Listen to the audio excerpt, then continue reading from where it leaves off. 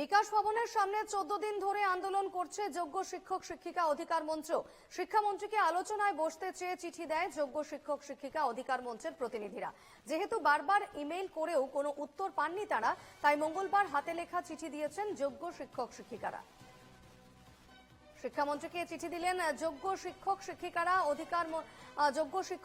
অধিকার মঞ্চের চিঠি এবং হাতে লেখা চিঠি দিলেন মঞ্চের প্রতিনিধিরা। আলোচনায় বসতে চেয়ে শিক্ষামন্ত্রীকে হাতে লেখা চিঠি দিলেন প্রতিনিধিরা। পাশাপাশি ইমেলে উত্তর না পাওয়ায় এবার হাতে লেখা চিঠি দিলেন চাকরিহারারা।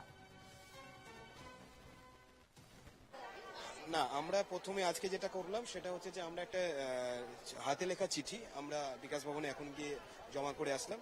শিক্ষামন্ত্রীকে আমরা আবেদন করলাম যে ওনারা যেন আমাদের সঙ্গে সাক্ষাৎ করেন, সেটা রিসিভও করে দিয়েছেন ওনারা। তো আশা করছি এটার আমরা একটা পজিটিভ কিছু পাবো। উনি হয়তো আমাদের সঙ্গে সাক্ষাৎ করে আমাদের সঙ্গে বসে আমাদেরকে নিয়ে ওদের চিন্তা ভাবনা কি সেটা হয়তো ক্লিয়ার করবেন। এখন অবধি কোনো রেসপন্সের খবর আমার ব্যক্তিগতভাবে জানা নেই। ওনার সাথে আমরা আগেও অনেকবার সাক্ষাৎ করতে চেয়েছি, ওনার হস্তক্ষেপ চেয়েছি। তো উনি যদি হস্তক্ষেপ করেন, এবং শুধু হস্তক্ষেপ করলেই হবে না বা মৌখিক আশ্বাস দিলেও হবে না, আমরা কোনো স্থির পদক্ষেপ চাই, যে পদক্ষেপ, যে প্রমাণ। তার কারণ আইনি ভাষায় তো শুধু মৌখিক কোনো ভাষা চলে না, আইনের কথা। তো সেখানে আমরা চাই যে একটা প্রপার অথেন্টিফাইড সেগ্রিগেশন লিস্ট, যেখানে আমরা যোগ্য বলে চিহ্নিত হব, সেই লিস্ট যেন উনি জমা দেন।